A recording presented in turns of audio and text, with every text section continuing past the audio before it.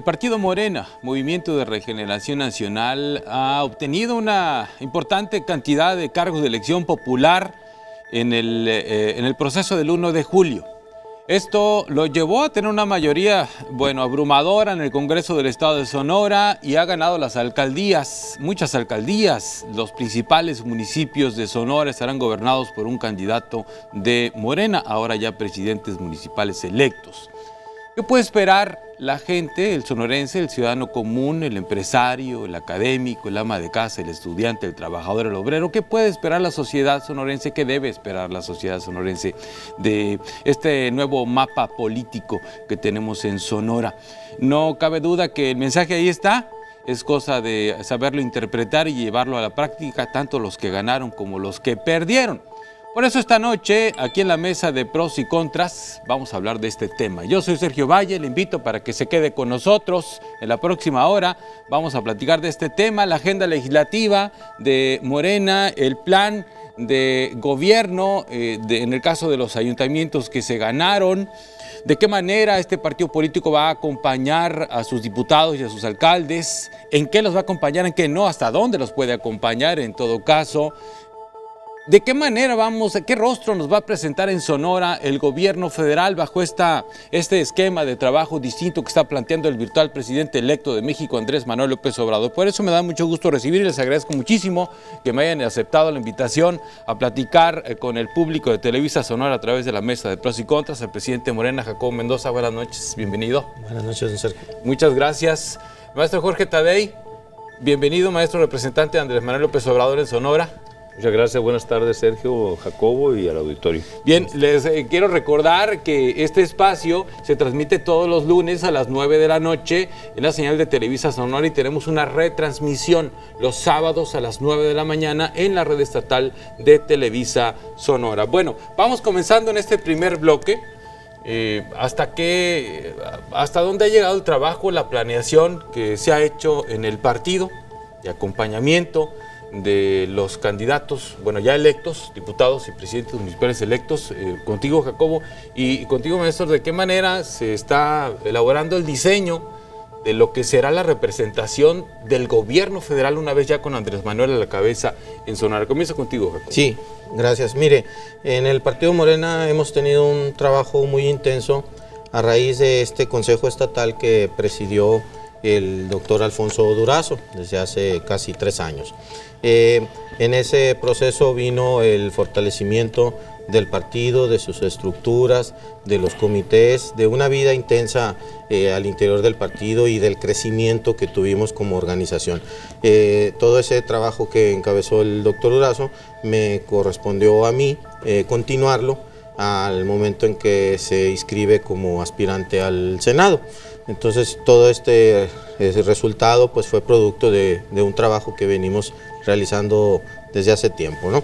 Ahora bien, los últimos meses fueron muy intensos porque vino todo el proceso interno, el registro de la coalición, las precampañas, las campañas y el resultado de la contienda electoral que fue pues muy favorable a Morena. ¿De qué manera estamos acompañando ahorita a nuestros candidatos ya electos? Pues con la presencia del partido conduciendo la agenda política, porque el partido llevó un programa y un proyecto que se denomina Proyecto Alternativo de Nación, que fue lo que se puso a consideración de los electores y fue lo que se aprobó. Ahora tenemos que bajar ese programa a nivel municipal y a nivel congresos locales. En eso todavía el partido está haciendo un trabajo de comunicación constante, también participando pues con el doctor Tadei, con el nombramiento que tiene él como coordinador de programas federales. Entonces seguimos trabajando cotidianamente con ellos, nos reunimos, analizamos toda la plataforma de gobierno y legislativa para el Congreso y estamos muy conscientes de la enorme responsabilidad que hoy tenemos y que el pueblo nos ha depositado en nuestros representantes y en los futuros gobiernos municipales. Entonces hay una participación constante, una comunicación constante. Tenemos también un consejo consultivo que lo integran académicos de lo más connotado en el estado, lo encabeza el doctor Álvaro Bracamonte, investigador del Colegio Sonora.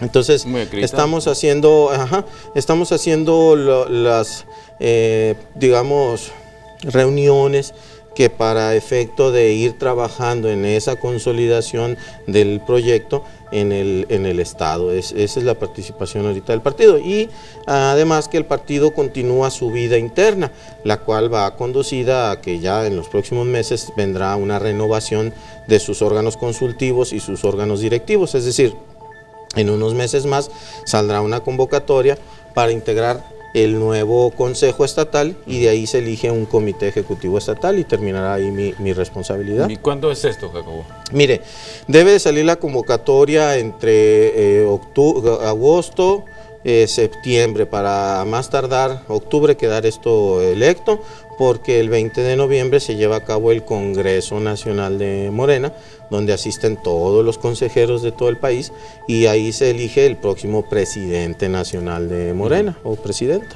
Bien, bueno, voy a aprovechar la pregunta. ¿Vas a buscar permanecer en el cargo? Aunque mire, me encanta. Ya que estamos ahí, ¿no? Me encantaría, la verdad es una enorme responsabilidad y un gran honor para mí poder presidir el partido en esta etapa pues tan importante para él, presidir el partido que ayudé a fundar junto con otros compañeros y miles de mexicanos en todo el país y particularmente aquí en Sonora, pues me enorgullece. Pero estatutariamente yo ya no puedo participar porque el partido contempla que en los órganos directivos solo se puede permanecer una vez y descansar un periodo de 3 años, ¿no? Y como consejero estatal ya van 2 veces que yo fui reelecto, o sea, y solamente eso se puede hacer una vez, son nuestros estatutos, ¿no? Entonces yo debo de concluir mi responsabilidad, pero me voy muy satisfecho, muy contento y con los resultados a la vista de todos nuestros militantes y de la sociedad. Muy bien, me queda claro que no te vas a ir a tu casa, pero de eso hablamos si quieres más adelante. Sí. Maestro Jorge Tadei, desde el gobierno federal, ¿cómo se está construyendo? Decía yo, ese rostro que le va a presentar el gobierno federal a la sociedad sonorense a través de esta estructura distinta que están planteando.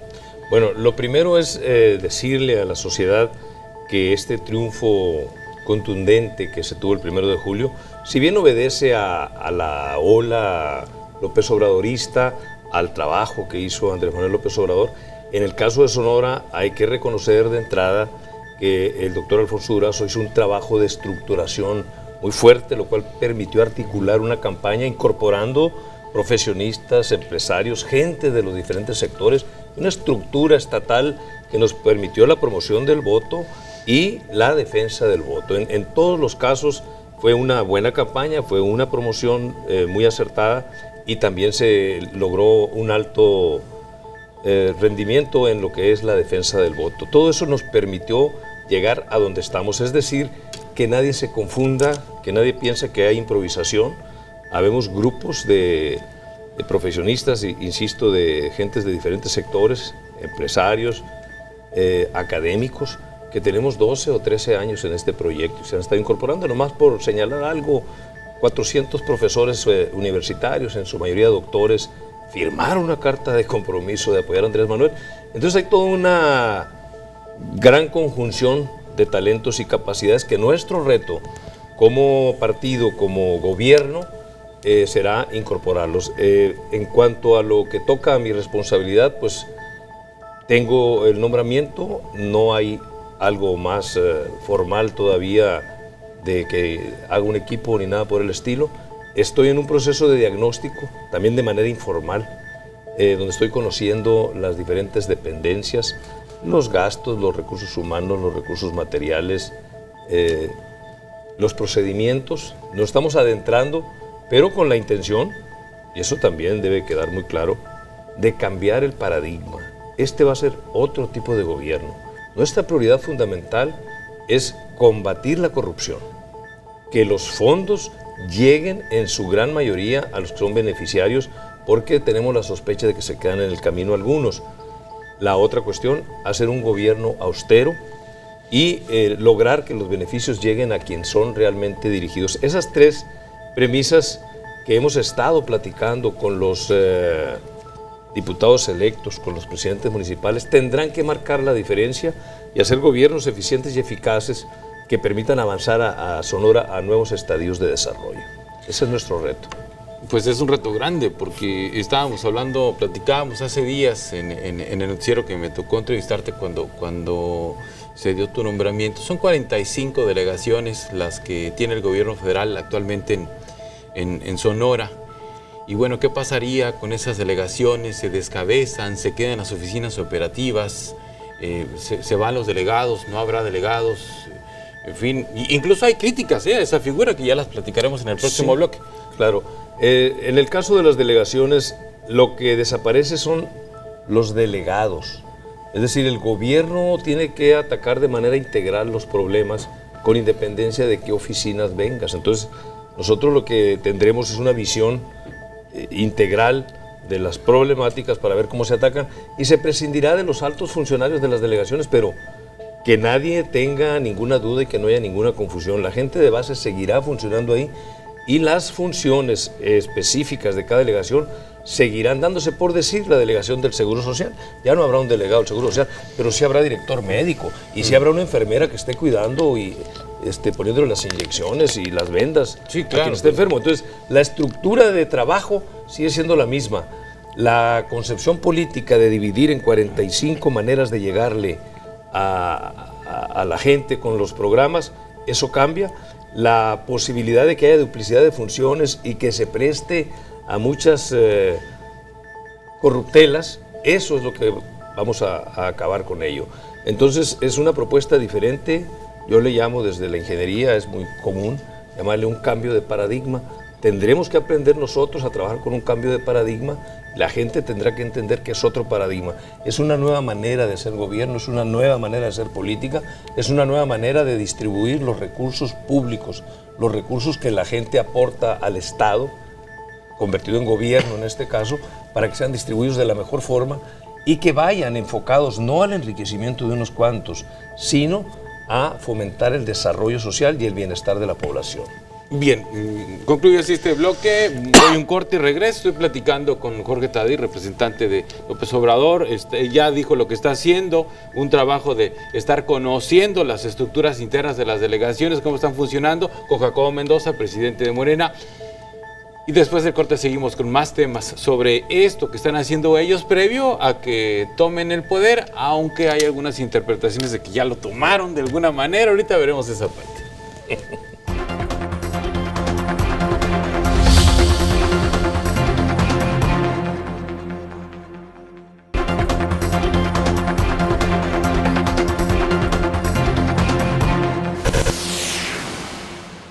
Bueno, estoy platicando en la mesa de pros y contras con el presidente de Morena en Sonora, Jacobo Mendoza, que ya nos explicaba cuál es el proceso que se sigue al interior de su partido para que más adelante se haga una renovación de la dirigencia. Decía él que pues, el estatuto no te lo permite seguir ahí, pero va a seguir en la escena pública. Ese es pronóstico mío, desde luego. Y con Jorge Tadei, hablando desde el gobierno federal, bueno, las dependencias del gobierno federal, cómo se están analizando para trabajar a partir de romper ese paradigma, crear una forma distinta de gobernar. Vamos a hacer una pausa en esa explicación, porque les quiero preguntar a cualquiera de los dos, ¿están restablecidos los canales de comunicación, si es que se rompieron con el gobierno del Estado después de lo que sucedió con esta iniciativa de modificación de la Constitución Política del Estado? Bueno, hemos manifestado que seremos una primera fuerza política responsable, que estamos en la mejor disposición de entablar un diálogo entre instituciones, un diálogo republicano, un diálogo donde se pueda negociar con el margen de la ley, donde en ese diálogo los principios no son negociables y donde nuestras convicciones y lo que durante años hemos mantenido como congruencia ideológica hoy serán congruencia en el gobierno. Entonces, en ese sentido nos manifestamos a favor de cualquier diálogo que permita conducir a las mejores decisiones en beneficio de la sociedad. De mi parte, en este momento no he recibido ninguna comunicación, pero permanecemos atentos para cuando se decida emprender este proceso, que es inevitable porque se darán los tiempos en los que tendrán que arreglarse en términos legales la transición, al menos aquí en Sonora, al interior del Congreso del Estado y en los ayuntamientos, donde ya inició una parte del proceso. ¿Nadie del gobierno del Estado se ha comunicado con ustedes, contigo o con algún otro de los actores En mi caso no. ¿Y con Alfonso, contigo, maestro? No, yo en lo personal pues tengo el nombramiento, no he empezado a ejercer, no hay algo formal todavía porque el propio Andrés Manuel no es aún nominado, ¿cómo le llaman ahí? Sí, no se le ha entregado su constancia. Sí, entonces pues nosotros estaremos en ese limbo que por cierto ya no existe el limbo, ¿no? Pero estaremos en ese limbo de tal forma que no hemos buscado un acercamiento personal con la gente del gobierno del Estado, ni de allá para acá tampoco. Seguramente lo tendremos que hacer para empezar con los cambios que va a haber en las delegaciones, y lo que sí, decirlo aquí, donde quiera, el diálogo jamás se debe perder, incluso cuando estén candentes las diferencias y todo, debe prevalecer el diálogo. Yo soy un convencido de que el diálogo es la mejor herramienta que tenemos para resolver las diferencias, con más razón, con un gobierno legalmente constituido, con una legitimidad que tiene además en el caso de la gobernadora muy clara. Nosotros seremos respetuosos de esa investidura y buscaremos siempre el diálogo, el acercamiento y lo que podamos hacer en conjunto para avanzar en el desarrollo del Estado. Bien, entonces se esperará a los tiempos, es decir, no hay una comunicación. La pregunta que yo les planteaba es, bueno, en términos de hacer política, pues más que nada, independientemente de si están o no los nombramientos formalizados, entiendo, pues López Obrador no ha recibido su constancia de mayoría, por eso le llamamos el virtual presidente electo. En cuanto lo reciba, le quitaremos lo de virtual. Ya a lo mejor en la repetición del programa el sábado ya la tiene, ¿no? Y ya lo veremos. Por eso esa era mi pregunta. Entonces, no sentimientos, no hay un sentimiento de enfrentarse al gobierno del Estado. No es nuestra voluntad la confrontación. Sí, la defensa de los intereses de la gente, de las causas justas, y en eso sí estamos dispuestos a luchar con las armas de la política. Este triunfo electoral, la gente confió en Morena porque quiere orden, paz, tranquilidad, prosperidad, y para que eso exista, lo primero que tiene que haber es un diálogo. Entonces estamos en la ruta del diálogo y la comunicación permanente. Pero evidentemente que este diálogo y todo se da en una nueva circunstancia. Es decir, la mayoría contundente que avaló el triunfo de nuestros candidatos, de nuestras representaciones, pues nos obliga a nosotros a tener que responder a las exigencias de la gente.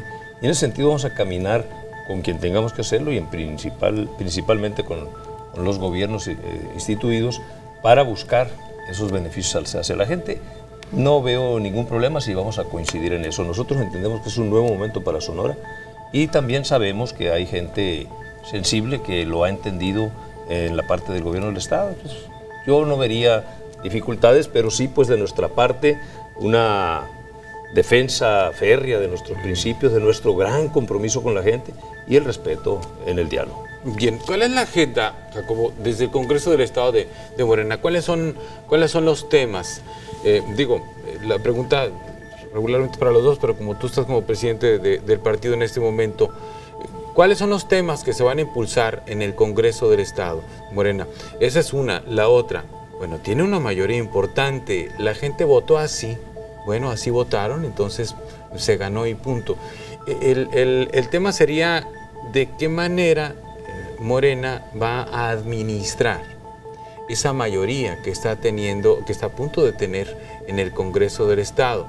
¿De qué manera se van a ustedes a detener, no caer en la tentación de esas mayorías, de esos mayoriteos, de los que tanto se quejó la oposición durante décadas en los congresos, cuando la mayoría era de un partido, concretamente del PRI, ¿no? Cuando era la planadora priista famosa aquella, que todo pasaba por nada más por órdenes del gobernador en turno o del presidente en turno, ¿sí? ¿Cómo evitar caer en esa tentación? Es una pregunta, y la otra la agenda, ¿no? Sí, mire, la agenda está marcada por la justicia social. El proyecto de Morena tiene que ver con las causas de la sociedad y las necesidades más inmediatas. En la agenda de Morena está las oportunidades para los jóvenes, en la agenda de Morena está la lucha contra la corrupción hasta eliminarla, en la agenda está el combate a la impunidad también, en la agenda está la salud universal, la oportunidad de educación para todos, y en ese sentido vendrán los temas legislativos aterrizando por prioridades. Entonces, para abordar un tema económico, lo primero que vamos a ver es cuáles son las necesidades inmediatas de la gente y en eso destinar el recurso.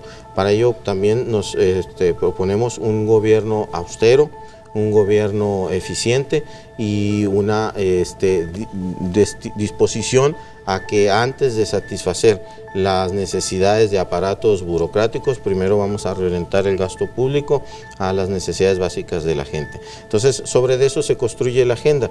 Todo el ámbito de la vida pública del Estado tiene que pasar por el Congreso, desde la legislación hasta el otorgamiento de recursos y la fiscalización. Entonces, en ese sentido, Morena va a proponer una agenda comprometida con las necesidades de la gente. Ahora, ¿cómo ejercer esa mayoría legislativa? Pues con responsabilidad, dando cumplimiento a los acuerdos del Pleno. El Pleno es soberano, toma las decisiones como Congreso, y a partir de ahí nosotros creemos que en la construcción del diálogo y del acuerdo vendrán las mejores aplicaciones del diseño normativo en beneficio de la gente. Entonces, la gente puede tener la confianza, la certeza de que esa mayoría será para legislar con responsabilidad.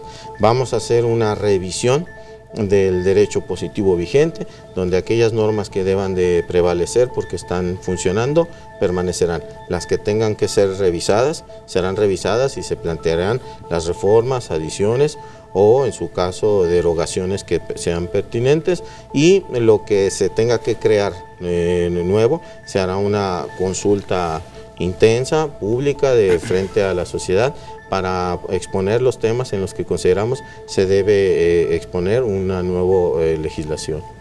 Reflexionaba yo hace días sobre esta tan llevada y traída legitimidad de los gobiernos, ¿no? A partir de la segunda mitad de septiembre, los gobiernos de Morena serán gobiernos legítimos, electos por la gente, en un proceso democrático que, salvo 2 o 3 detalles, es un proceso, yo creo que bien llevado al final de cuentas. Legítimo, pues tan legítimo supongo yo como el que hizo ganar a Claudia Pavlovich hace 3 años. Entonces estaremos viendo a gobiernos legítimos de distintos partidos queriendo sacar su agenda, ¿sí? Cuando llegue el secretario de Hacienda, me imagino la escena, llega el secretario de Hacienda con su propuesta de presupuesto para el gobierno del Estado. Es decir, habrá que buscar ahí la manera de empatar la agenda de Morena y de sus diputados con la agenda que ya trae desarrollando desde que fue electa la gobernadora, ¿no? Es decir, habrá de empatarse ahí, habrá de hacer un esfuerzo grande, supongo yo, para empatar ambas cosas, ¿no? Porque son gobiernos electos y que la gente está esperando un resultado de ambos, tanto de ella como de... Eso será el gran arte de la negociación política, pero nosotros también tenemos que poner las cartas sobre la mesa. Sí, luego. Nosotros le apostamos a la cuarta transformación, a hacer las cosas diferentes. Debo decirte que hemos estado platicando con los diputados y muchos de ellos han recibido llamadas telefónicas insinuándoles cosas, queriéndolos dividir, queriéndolos comprar. Un poco lo que pasó en la legislatura pasada, que el propio diputado de Morena pues fue comprado ahí. Ese tipo de políticas corresponden al viejo régimen. Nuestros diputados van a participar de manera abierta hacia la sociedad. Afortunadamente, los diputados electos, que muchos dicen que no los conocían, pues tienen mucha empatía con la gente. Son señores y señoras que andaban hace 2 meses en el transporte urbano, que agarran taxi, que hacen cola en la tortillería, que llevan su carro al taller, que lo reparan, muy diferente a los que teníamos antes. Entonces, esa empatía con la gente va a permitir que no suceda lo que tantas veces ha sucedido. Yo, en muchas ocasiones he ido a presionar al Congreso para que nos escuchen, para que nos abran la puerta. Y hay una serie de artimañas para no escuchar a la gente y tomar las decisiones. Bueno, espero que el último intento haya sido esto que hicieron la semana pasada, o sea, un método completamente de traición a la gente, incluso con grupos de choque, hay que decirlo, o sea, métodos del Paleolítico para enfrentar una diferencia política. Se juntaron en Palacio de Gobierno un grupo ahí de gentes, algunos de ellos empleados del gobierno del Estado, y nos fueron y echaron bola, bueno, yo no estaba ahí, pero a la gente de la sociedad que estaba protestando. Nunca más eso. Vimos cuando impusieron que privatizaron la luz en el caso de Hermosillo. Llegamos a las 6 de la mañana y ya estaban apostados allá adentro con un grupo de policías que nos cerraban la puerta. Si nuestro Congreso va a hacer eso, no ha valido la pena nada. Tenemos que cambiar la manera, la forma de hacer política. Eso, afortunadamente, nuestros diputados lo tienen muy claro. Entonces tendremos que tener una comunicación muy fluida con la gente y ellos tienen claro lo que ha dicho Andrés Manuel López Obrador. El poder solo tiene sentido y se convierte en virtud cuando se pone al servicio de los demás. Esa es la premisa que nos acabamos de trabajar. Dame oportunidad, tengo que ir al corte y regreso para aterrizar esa idea. Me parece que habría que abundar sobre esas llamadas, esos intentos de seducción a los diputados de Morena de los que estás hablando, maestro. Vamos a un corte, regresamos con el tercer bloque ya de esta mesa de pros y contras.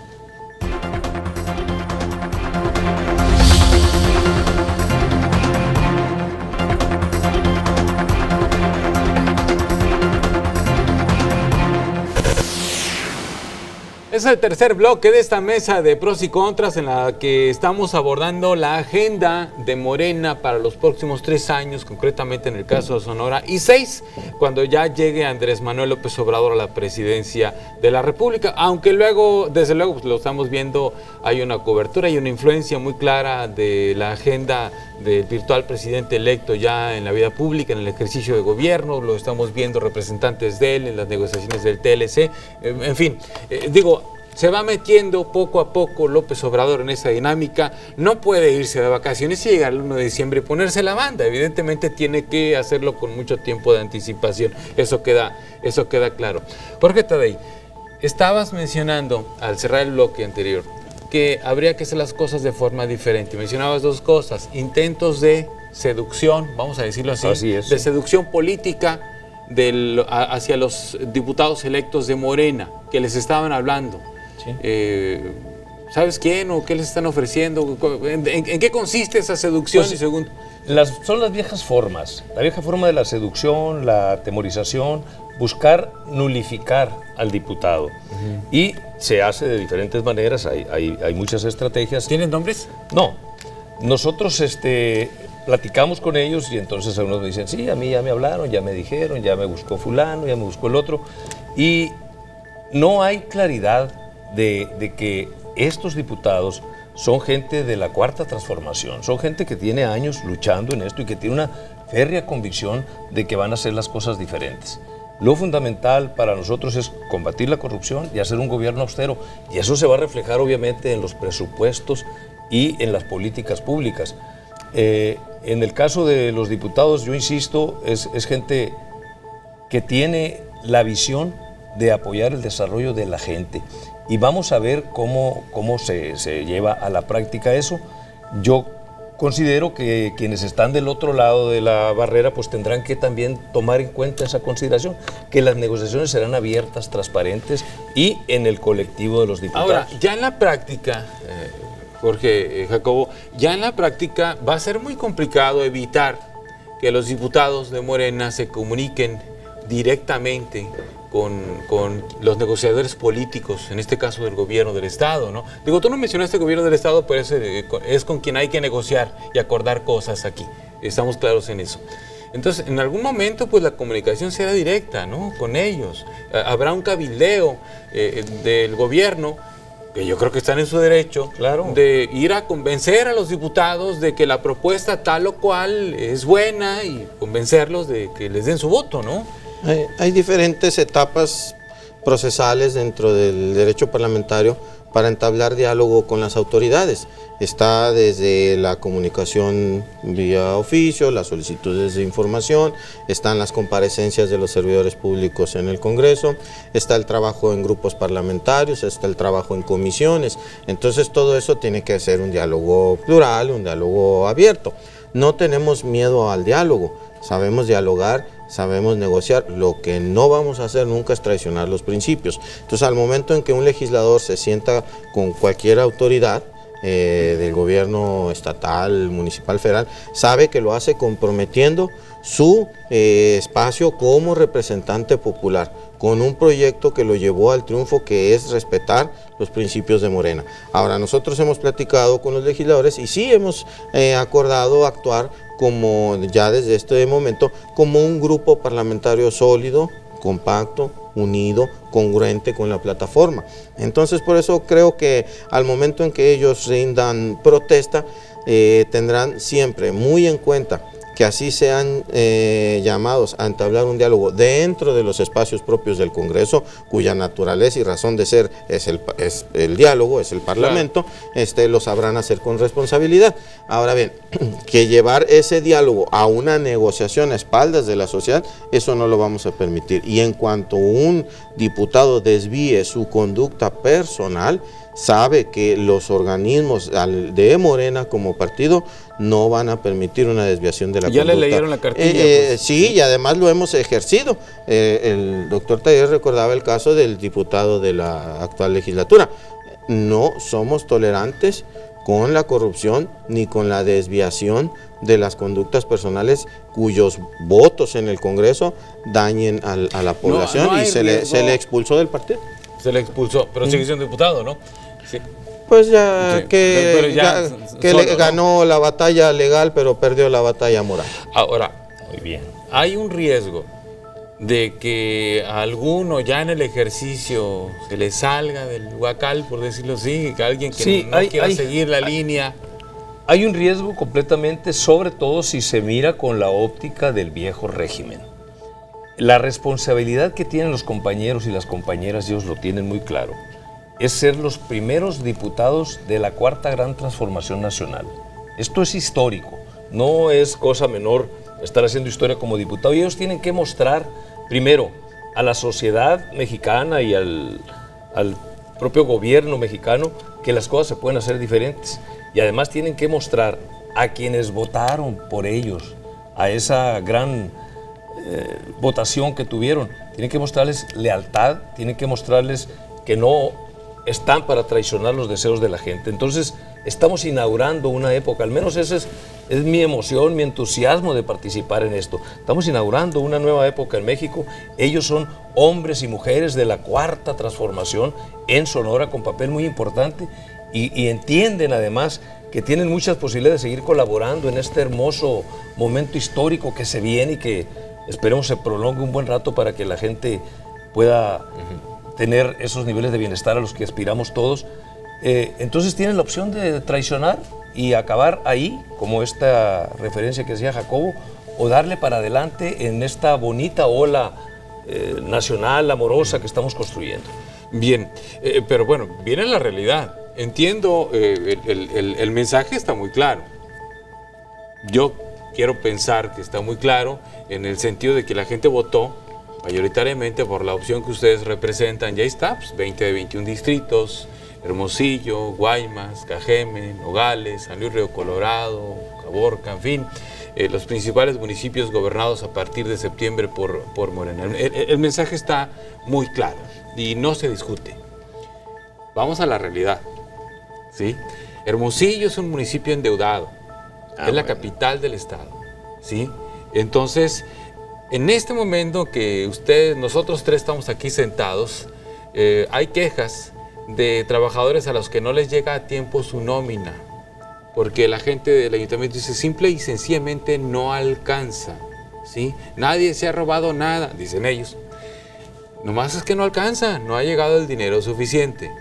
Hay una serie de problemas relacionados con la inseguridad en Hermosillo, que están a su vez ligados, por lo menos es el dato más reciente que yo tengo, al consumo específico de una droga, el cristal, una droga, ¿sí? Hay muchas, pero los índices delictivos en Hermosillo estarían ligados concretamente al consumo de esa droga, cristal.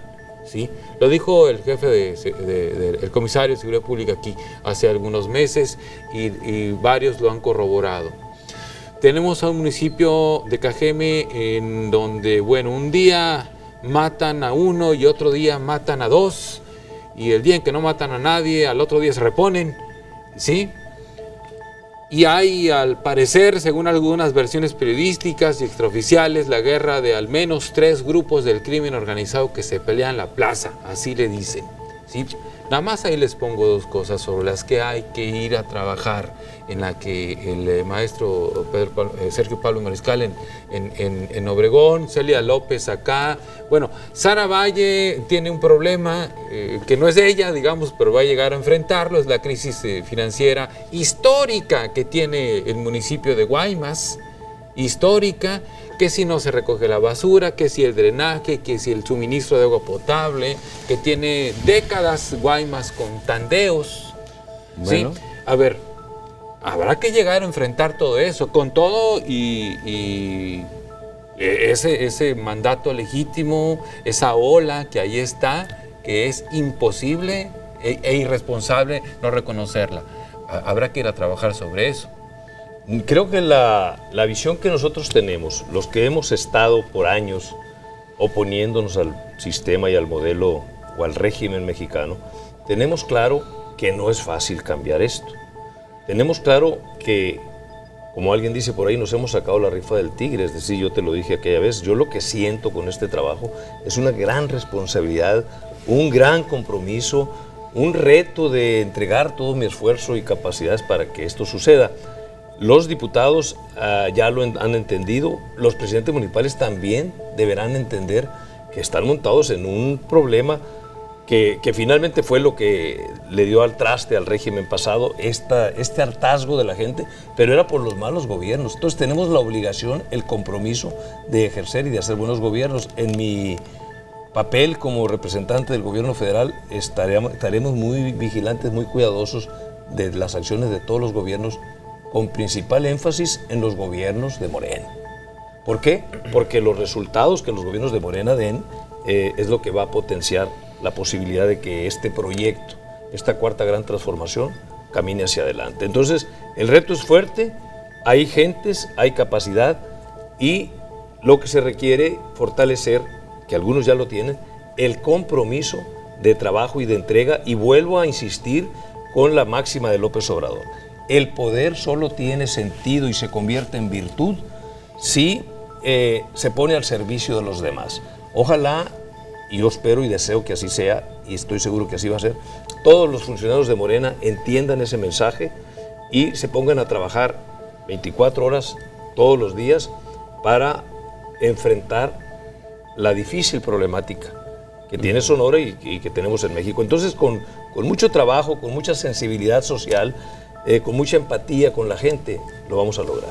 Yo quiero ver, por ejemplo, cuando se analice el tema de la deuda en Hermosillo, supongo que en algún momento los diputados van a tener que autorizarle una reestructura y quizá un refinanciamiento o un nuevo financiamiento al Ayuntamiento de Hermosillo, pues porque quizá un análisis serio que se haga arroje que no está alcanzando y que se necesita de alguna manera un rescate, y parte de ese rescate pudiera venir de más deuda para el ayuntamiento. Entonces tendría que analizarse eso. Yo no sé, he visto a Celia López un poco mortificada en ese tema, ¿no?, de la deuda que tiene el municipio y el más grande, el que tiene más problemas, porque es el más grande, ¿no? Sí, sí, sin duda. Mire, estamos conscientes del diagnóstico de las condiciones adversas que enfrenta cada administración municipal, y también estamos convencidos que la manera de salir adelante y de implementar el programa de Morena no puede ser ni por la vía del endeudamiento ni por la vía de incrementar los impuestos. Entonces, el recurso que tiene Morena para salir adelante es el combate a la corrupción, la austeridad, el ahorro republicano y el rediseño de la administración. Pero ¿será suficiente, Jacobo? Bueno, mire, es que hay que replantear. Sí. Hermosillo tiene un presupuesto de 3,000 millones de pesos. Sí. ¿Por qué no alcanza? Si el aparato público le reporta que cada vez son más altos los costos de operación de la administración, por eso no alcanza. Si se trabaja basado en el alto porcentaje de corrupción que se señala que puede ir desde el 30% a los proveedores hasta un alto porcentaje a nivel nacional del PIB, que son alrededor de 500 a 900 mil millones de pesos, pues en ningún país alcanza ese recurso.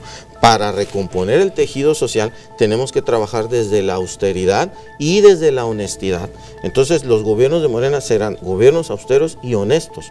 Ahora, el recurso que se vaya generando de esos ahorros irá directamente a atender las causas sociales, porque todos los problemas que usted ahorita expresaba tienen un origen, que es la descomposición de la vida pública. En el momento en que empecemos a regenerar la vida pública e institucional, iremos recuperando aquellos espacios que fuimos perdiendo. Entonces, recuperar la estabilidad económica, recuperar el desarrollo de los jóvenes, recuperar las calles, la paz, la tranquilidad, tiene que ver desde el momento en que el gobierno entra atendiendo y combatiendo las causas y no las consecuencias de los problemas. Yo entiendo.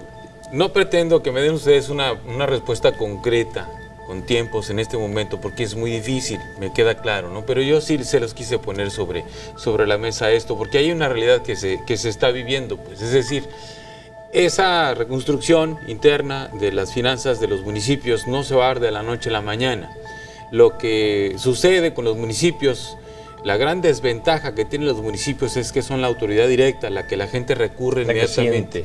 La gente no averigua si es facultad del gobierno federal o del estatal o del municipal lo que le está sucediendo. La gente va al ayuntamiento y exige una solución a su problema. La gente no averigua, no va y revisa la Constitución a ver qué dice. No, la gente va. Entonces, si a eso se le suma el problema de la crisis financiera y lo que tardaría esa nueva política que estás planteando, Jacobo, entonces puede que se le convierta en un cuello de botella. Por eso hablaba yo de refinanciamientos, de deuda. Bueno, tú me dices que no, porque es parte de la agenda, lo entiendo, pues, pero no se le puede generar un cuello de botella a los ayuntamientos en lo que van resolviendo todo eso que tú estás planteando. Yo creo que el gran reto de los ayuntamientos, el gran reto de nuestros presidentes municipales es bajar las propuestas de combate a la corrupción y de austeridad del municipio. Y así como Andrés Manuel ha estado lanzando ya iniciativas, entre otras esta, donde se suprimen 45 delegaciones y en Mendoza se pone una gran delegación, que en este caso se llama Coordinación Estatal, habría que esperar y ver de qué manera los presidentes municipales van a plantear esas iniciativas que permitan avanzar en esto. De entrada, no nos gusta la idea de endeudar más al ayuntamiento. Esto del refinanciamiento ha sido el negocio de los grandes despachos, de llegar con un presidente que está desesperado y entonces le agarran y le corren la deuda, le bajan un poquito la tasa de interés y están hipotecando el futuro de nuestros hijos. Es decir, cada vez, bueno, ahorita entiendo que, al menos se dice, no lo he corroborado formalmente, que Cedillo está pidiendo 10,000 millones de dólares en estos días. Al menos es como... ¿Cedillo? No, digo, Peña Nieto. Peña Nieto. Está pidiendo 10,000 millones de...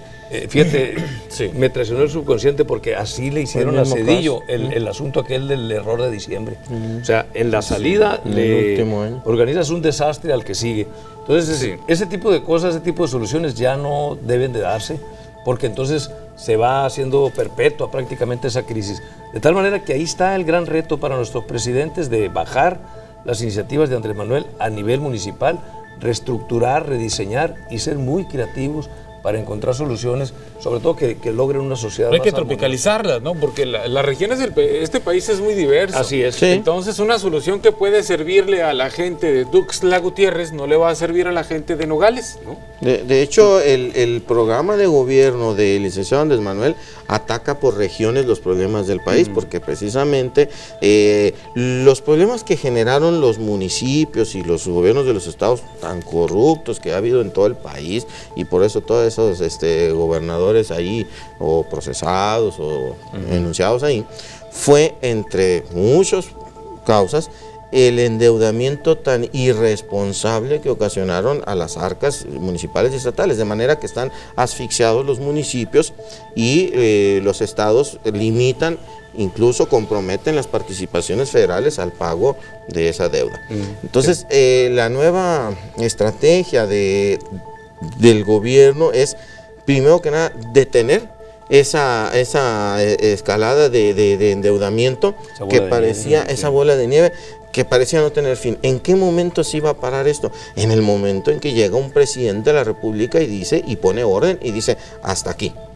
Ese es el motivo por el que la gente dijo, necesitamos que llegue un presidente que venga a poner orden. Y por eso le dio la confianza a Andrés Manuel. También le dio las posibilidades de que un Congreso mayoritario para poder acompañar su programa de las decisiones legislativas correctas. Ahora bien, el problema es que los municipios fueron abandonados por la Federación. Entonces Federación les dijo, a ver cómo le haces, tú resuelves. Sé que tienes un gran problema de deuda, sé que tienes un gran problema de inversión pública, sé que tienes un gran problema de deterioro de los servicios, sí, pero las grandes decisiones que requiere tomar un ayuntamiento en los problemas de infraestructura nunca fueron acompañadas de las decisiones del gobierno federal. Hoy va a ser diferente, ¿sí? Porque viene Andrés Manuel con un proyecto nacionalista, un proyecto sensible, social. ¿Andrés Manuel entraría en rescate de los ayuntamientos? El gobierno de Andrés Manuel viene a hacer una revisión regional y a apoyar a todas las regiones del país. En el caso de Sonora hay algo muy concreto ya que se ha anunciado ayer, que arrancará el día 1 de enero. Este asunto de la zona fronteriza, donde el impuesto sobre la renta se va a bajar al 20%, el IVA va a estar igual que las ciudades pares norteamericanas, en este caso con Arizona creo que será el 8.2, el IVA, prácticamente la mitad, y eso va a permitir atraer inversiones, pero a la vez se complementa con una medida de elevar al doble, 100% el salario mínimo. Entonces eso ya te va a cambiar la configuración de las regiones y seguramente habrá repercusiones en el municipio. Y otro de los grandes aciertos también, doctor, la descentralización de la administración pública que promueve el licenciado Andrés Manuel viene a fortalecer las regiones del país. Recordemos que el ofrecimiento de Sonora es traer la Secretaría de Agricultura a Ciudad Obregón, lo cual estamos seguros promoverá y detonará el desarrollo para recuperar el campo. Podemos recuperarnos a través de la reactivación del campo, recuperarnos económicamente en cuestión de empleo, en cuestión de inversiones, en cuestión de exportación de productos del campo. Entonces, sí creemos pues que con esta nueva visión e interpretación de país se irá recuperando gradualmente tanto la estabilidad social, el tejido social, como la recuperación económica. A mí me parece muy interesante, maravilloso que en este programa Pros y Contras estemos analizando esto justamente cuando iniciamos la cuarta gran transformación. Que haya esa emoción, ese intento de cambiar, de revisar todo. Insisto, es un nuevo paradigma, una nueva manera de entrarle. Tendremos que cuidarnos de que las formas del viejo régimen no nos lleven a las mismas soluciones. Hay siempre muchas maneras de resolver y en ese sentido quienes estamos muy comprometidos con la cuarta gran transformación nacional vamos a ser congruentes, como dice uno de los principios de Morena, ¿no? No mentir, no robar y no fallarle, no traicionar nunca a la gente. Ese es el gran compromiso. Entiendo el compromiso, ha quedado muy claro e insisto en el mensaje que dio la gente a través de su voto el 1 de julio. Sin embargo, pues yo tengo que poner esa realidad ahí porque es la misma realidad a la que nosotros tres, cuando nos levantamos de esta mesa, nos vamos a enfrentar ahorita que salgamos del estudio, ¿sí? Es la misma realidad desde nuestras circunstancias personales, pero vamos a ir a enfrentarnos a esa misma realidad al final de cuentas. Al final de cuentas, también, bueno, en lo personal yo tengo claro, no es la primera vez que lo digo, por si se sorprenden, ¿sí?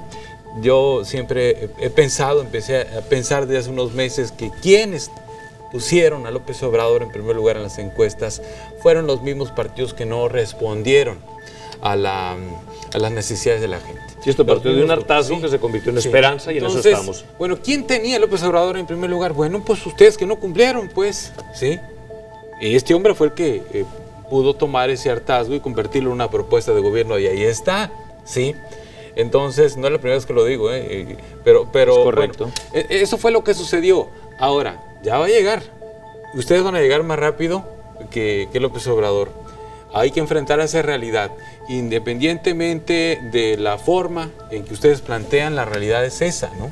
Hay una realidad en materia de seguridad, en materia de generación de empleos, en materia de promoción económica, en materia de protección del patrimonio de muchas personas, porque hay muchas personas en este país que han construido su patrimonio con puro trabajo, no han dado mordidas, no han dado mochadas. La gran mayoría, ¿sí? La gran mayoría de los ¿no? mexicanos. Sí. Entonces, bueno, ya no me va a alcanzar el tiempo porque no sé cuántos minutos me quedan, pero nos queda todavía con el tema de los recortes en el gobierno federal. Yo me quedo a pensar cuánta gente de esa que pudiera ser recortada en el gobierno federal votó por López Obrador, por ejemplo. Sí. No hay 2 minutos me quedan. No hay recortes en el gobierno federal. La gente de base ahí está, se va a respetar. Quienes salen perdiendo son los puestos políticos. Eso sí. Y no se van a sustituir. Si salen 100 altos funcionarios, no van a entrar 100. Se cancelan. Van a entrar 30, 40, con diferentes percepciones. Estaba yo leyendo, hay 35,000 gentes que ganan arriba de 108,000 pesos. O sea, van a ser afectados 35,000 gentes. Que evidentemente tienen por qué estar inconformes. Dudo que ellos hayan votado por Andrés Manuel, pero aunque lo hubieran hecho en función de sus capacidades y sus facultades para trabajar en la nueva circunstancia, se puede considerar. Esto no es excluyente de nadie, pero sí la circunstancia es distinta. Quien piensa que va a ser delegado para andar en fiesta, como dijo Andrés Manuel, borracheras y todo eso, no va a ser así. Es otro sistema, otro modelo. ¿Y por qué lo hacemos? Pues porque México tiene más de 50 millones en pobreza, entonces tenemos que replantearnos eso. El empresariado, que también hay una serie de programas para ayudar y fortalecer a la pequeña y mediana empresa y la inversión extranjera incluso, pero es una nueva consideración. O sea, ya no es la mochada, el llegarle al pariente, sino ofreciendo un servicio con buen precio, con buena calidad y buenos resultados, se va a competir. Entonces cambian las reglas, nada más, pero no se está excluyendo a nadie ni se está lanzando contra nadie. Incluso quienes tenían todos los contratos de obra por prioridades podrán competir siempre y cuando, insisto, garanticen calidad, precio, buen servicio, entregas a tiempo, etcétera. Entonces no se trata de excluir a nadie. Para nosotros es una oportunidad, pues, hablar de esta gran transformación y vamos a lograr que el país cambie, que los mexicanos cambiemos. Además hay una nobleza en la gente que ya ha venido entendiendo que los cambios no van a ser el 1 de enero. Hay algunas cosas que vamos a hacer el 1 de enero, como esto de la frontera, como el apoyo a los adultos mayores, como el apoyo a los jóvenes, pero hay muchas cosas que nos van a llevar un tiempo. Y la gente mexicana es tan noble, tan linda, que lo está entendiendo y se está comprometiendo. Es que es un gran movimiento realmente, del cual yo me siento muy orgulloso de estar en él, que es lo que nos va a permitir sacar adelante el país. Ahora sí que es justo y necesario. Gracias, maestro. Bueno, voy con tu conclusión. Sí. Lo tuyo como conclusión. Definitivamente, y agregar algo, miren, es que se va a recuperar la esencia de la administración pública, porque si se tiene una visión de que el gobierno es una agencia de colocación, de pago de compromisos políticos y de sueldos para enriquecerse, entonces se tiene una visión equivocada. Nosotros vamos a recuperar la administración pública como servicio público, como funcionarios al servicio del Estado, como brazo ejecutor del Estado, y vamos a volver a la esencia de lo que en algún momento dijo el gran Benito Juárez, que el servidor público debe acostumbrarse a vivir en la honrosa medianía que el servicio público le da y su justa retribución. Les agradezco mucho a los dos que han venido, muchas gracias por este acercamiento. Habrá más oportunidad porque esto apenas va a comenzar. Hay muchas cosas que tenemos que ir conociendo, hay muchas cosas, supongo yo, que tendrán que irse adaptando ya sobre la marcha, y ya las iremos conociendo, así que queda la mesa abierta para una próxima reunión. Muchas gracias. Al contrario, muchas gracias. Jacobo Mendoza, presidente de Morena, gracias. Jorge Tadei, representante del López Obrador acá en Sonora. Gracias a ustedes. Recuerden, el lunes 9 de la noche y los sábados a las 9 de la mañana la retransmisión de esta mesa de pros y contras.